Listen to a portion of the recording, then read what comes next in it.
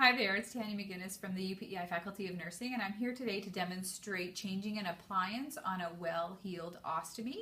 So whether it would be an ileostomy, a urostomy, or a colostomy, and that just depends on the location of the body.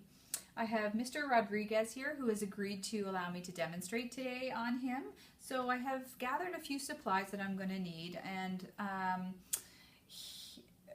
I'm going to start with assessment. So I have my stethoscope just to listen to see that he has bowel sounds.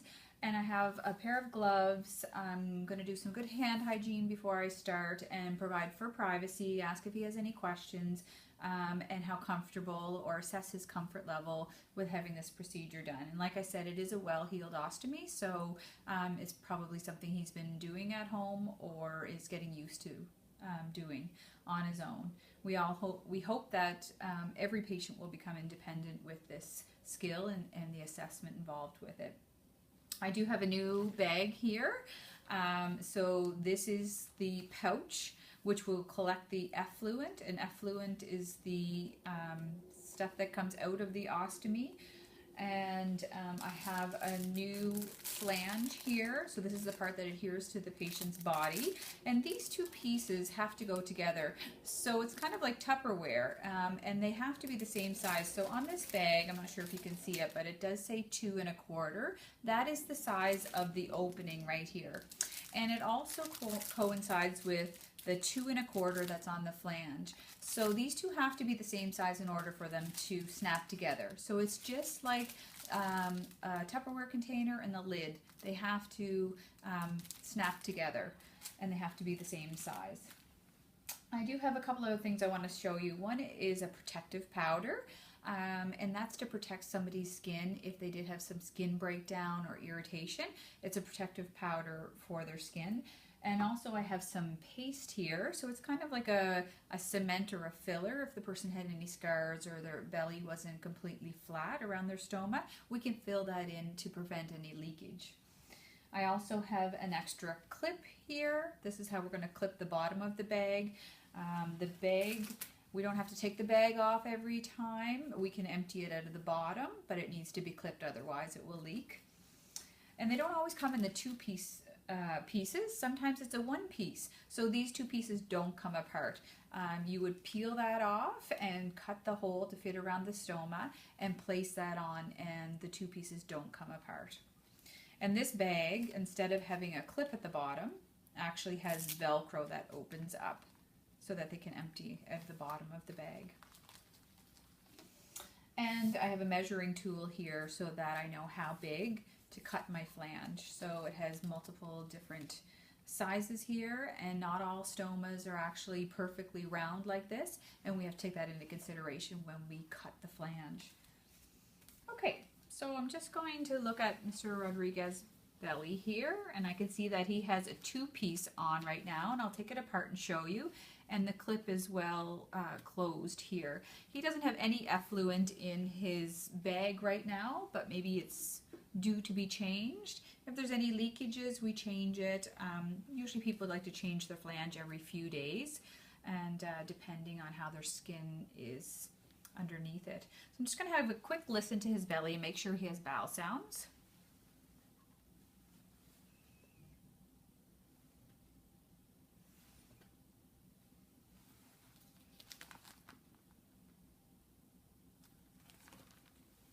Okay, so he has good bowel sounds, and so I would like to know that he had effluent coming out of it, so I would ask him that. When's the last time he had effluent, and what did it look like, and how much it was?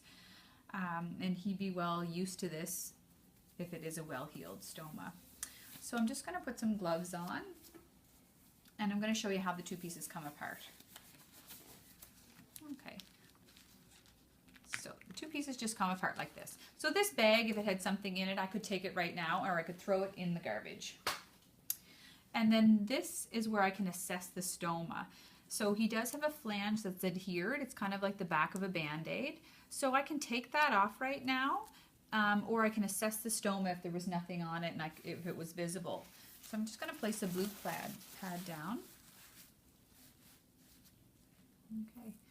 And I'm just going to gently pull this off.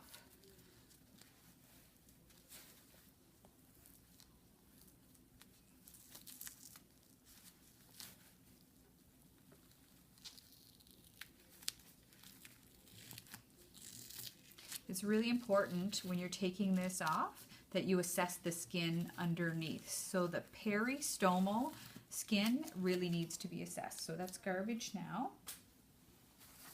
Make sure my blue pad is up close so it won't soil his bed. So now is a good time to assess. So I'm looking at the skin around and it looks intact, because if the effluent has access to the skin, so the fluid that's coming out of the stoma, it will break the skin down. So I want to make sure that the peristomal skin looks intact, and it does. The stoma itself should look really red and moist. It needs to be moist. Sometimes it can look a little dry if somebody's dehydrated, or if it doesn't have good circulation, it can be like a purple or a really pale color. So we want it to look nice and red or pink and nice and moist. That's what a good stoma. So you have to think about the stoma is made out of the inside of your bowel. So think about kind of like the inside of your cheek, that mucosa, that it should look like that. And sometimes if it's an ileostomy, it's liquid stool. So sometimes it's hard to control, and people will have to be careful when they do their appliance change. Like maybe do it when they haven't eaten for a while, like first thing in the morning, because they'll have less effluent coming out of it. Okay, so I think that this looks pretty good. So when you clean it, I just want to take some nice some nice warm water. They do say not to use soap because it can dry out the stoma, but you can use soap around the skin. So I'm going to wipe right around the stoma, clean the skin, and I can wipe right over that stoma like that and make sure it's nice and clean. Okay, the person doesn't feel this. There's no nerve endings there, so it won't hurt them. And sometimes just by rubbing it, because it's such fragile tissue, sometimes there will be a little bit of bleeding, but you might just see it on your cloth, but nothing to worry about unless it wouldn't stop. Okay, so that looks nice and clean. I'm going to make sure that it's really well dried around because I want it to adhere. I'm going to try and get this adhesive off of him. Great. Okay. So now would be a time that if the skin looked broken down and I didn't want to put, it's like putting a band-aid over a rash, I could put my protective powder on. So I would just squirt it around where I thought it needed it. And then in preparation to have my flange, so this is my new flange. Okay, this is the part the bag's going to snap onto.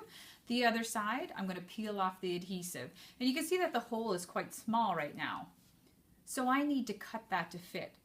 So to help me see what size hole I need to cut, there's this measuring tool.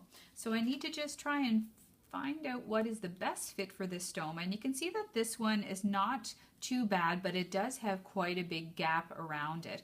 And I want to get within 2 millimeters of the stoma.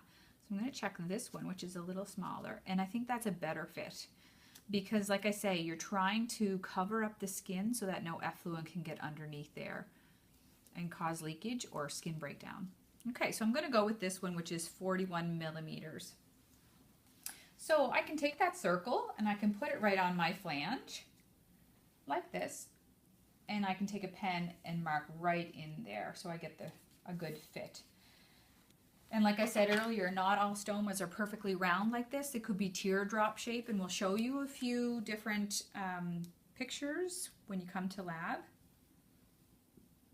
So I'm just going to take some scissors and I'm going to cut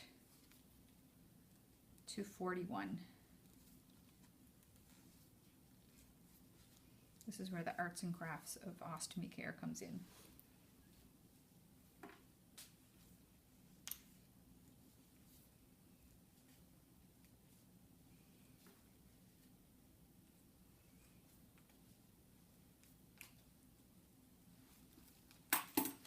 Just going to make sure that there's no rough edges around there. Okay, and I can hold it up here, make sure that it's going to fit. I might need a little bit more off.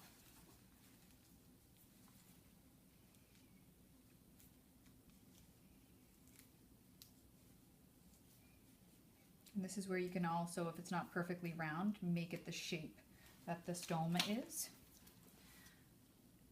Okay, that's a good fit. All right, so right now I just want to peel off the back. And I want to try and fit it right over the stoma. I'm going to press firmly.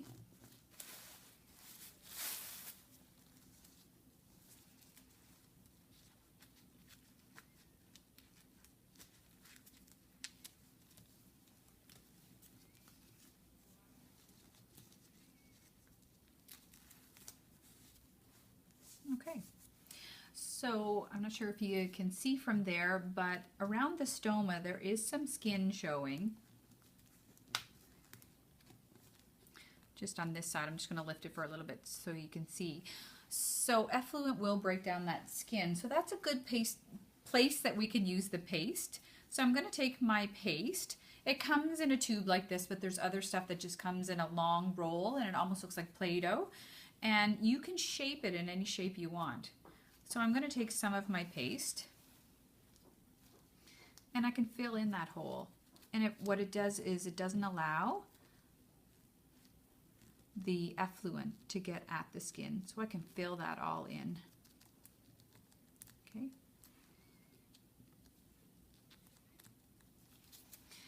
The other thing is, if this happened to be on the mannequin right here, if this happened to be a scar, it could cause some leaking because the flange isn't getting a tight seal. That's another place where I could run some paste all along there and it's flat surface to get a good seal, because leakage is a big problem that people have. It causes a lot of skin breakdown underneath, so we're trying to protect the skin from the effluent.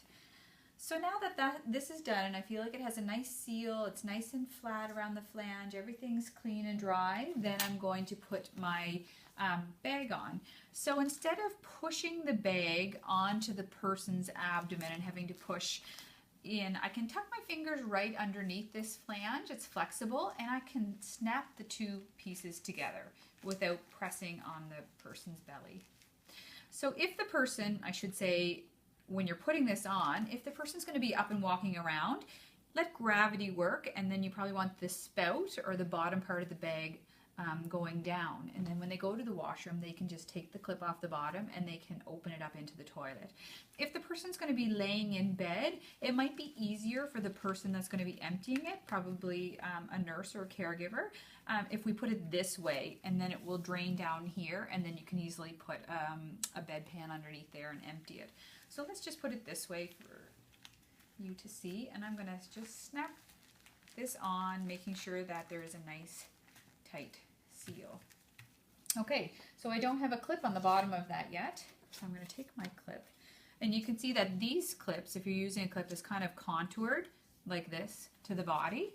So the top piece right here, it just needs to have one circle, or you just flip this over once. You don't need to wind it around the clip, just once, that the bag, and then that needs to go over it, and then you're going to snap it together.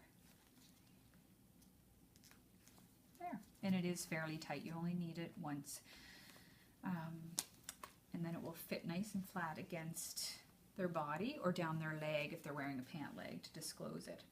And these pouches, I like them because they're nice and clear and you can actually assess the stoma underneath. Some of them come like this and it's more of a skin color and you're not able to, you have to take this whole thing off to be able to assess the stoma. And that is Ostomy Care.